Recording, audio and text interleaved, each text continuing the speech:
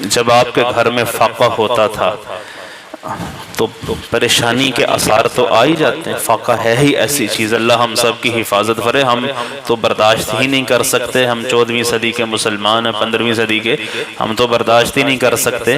ان لوگوں کے گھر میں فاقے آتے تھے تو وہ خوش ہوتے تھے، مہمان آیا ہوا ہے. لیکن 9 گھر تھے آپ کے، 9 بیویاں تھیں. سب کے گھر میں پانی ہوتا تھا، کھانے کو کچھ نہیں ہوتا تھا. تو کبھی کبھی آپ کی طبیعت پر یہ تقدر اور ملال آتا تھا کہ آج کچھ نہیں ہے.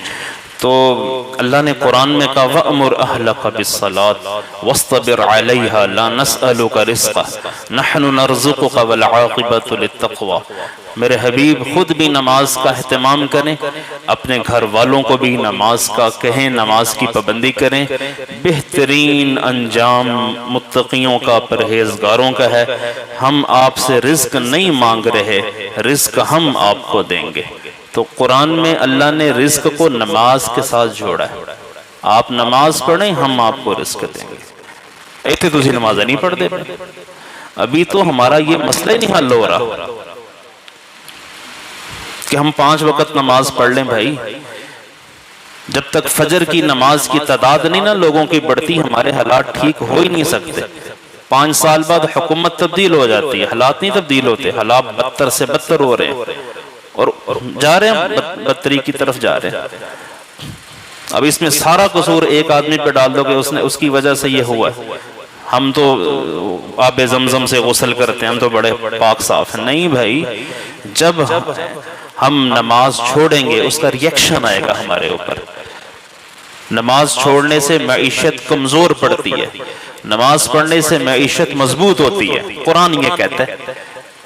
ہم اس بات کو ماننے کو تیار نہیں. نمازیں ہماری 1 2 3 4 اپنی مرضی کی ہیں. 5 وقت کی نماز مسجد میں آ کے پڑھنا شروع کریں، اور 5 کے علاوہ جو نمازیں ہیں وہ بھی آپ پڑھنا شروع کریں. تہجد کی پابندی شروع کریں کہ تہجد میں اللہ پہلے آسمان پہ اپنی شان سے تشریف لاتا ہے بندوں کی عرضیاں سننے کے لیے. اللہ تو اپنے عرش پہ بیٹھ کے بھی اپنی بندوں کی عرضیاں سن لیتا ہے، لیکن حدیثوں میں آتا ہے اللہ پہلے آسمان پہ تشریف لے آتا ہے اور کہتا ہے حل من سائل فاعطیہ حل من مسترزق فارزقہ. بھئی کوئی سائل ہے میں اس کا مسئلہ حل کروں، کوئی رزق مانگنے والا ہے میں اس کا مسئلہ حل کروں، کوئی بیمار ہے میں اسے عافیت اور صحت دوں. حل من قضا فاعطیہ قضا. بھئی کوئی کسی قسم کا مسئلہ میرے سامنے لاؤ، میں اسے حل کرنے کے لیے آگے ہوں. ہر روز ہر رات اللہ آسمان دنیا پہ اپنی شان سے تشریف لا کر یہ اعلان فجر کی اذانوں تک ہوتا رہتا ہے. تو ہم بد نصیب نہیں ہیں کہ ہم اللہ سے نہیں مانگتے. اس سے بڑی بد نصیبی اور کیا ہے. سٹرائک کرنے کو ہم سب تیار ہو جاتے ہیں، جلوس جلسہ کرنے کے لیے سب اکٹھے ہو جاتے ہیں، لیکن جب کہا جاتا ہے اللہ سے مانگو، مل کے توبہ کرو، توبوا الی اللہ جمیعا. اللہ کہتا ہے بندو مل کے آؤ، توبہ کرو، جماعتیں بنا کے آؤ اور اللہ کی بارگاہ میں سر بسجود ہو جاؤ، معافی مانگ لو، کان پکڑ لو، سرنڈر ہو جاؤ، تو میں تمہیں نواز دوں گا. اللہ کے لیے تو کوئی مشکل ہی نہیں ہے. تو کرنا ہم لوگوں نے ہے. اگر ہم لوگ نہیں کریں گے یہ چیخیں اسی طرح ہماری نکلتی رہیں گی.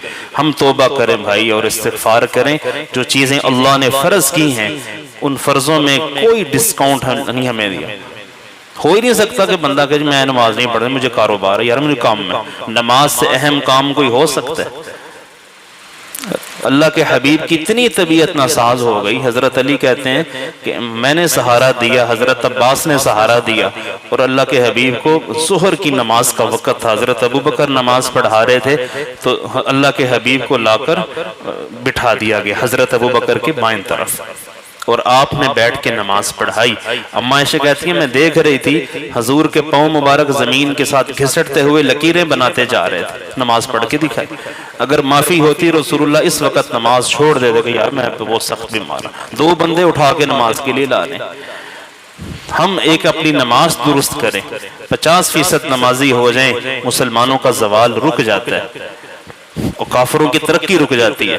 51% مسلمان نمازی ہوں، مسلمان کی ترقی سٹارٹ ہو جائے گی، کافروں کا زوال سٹارٹ ہو جائے گا.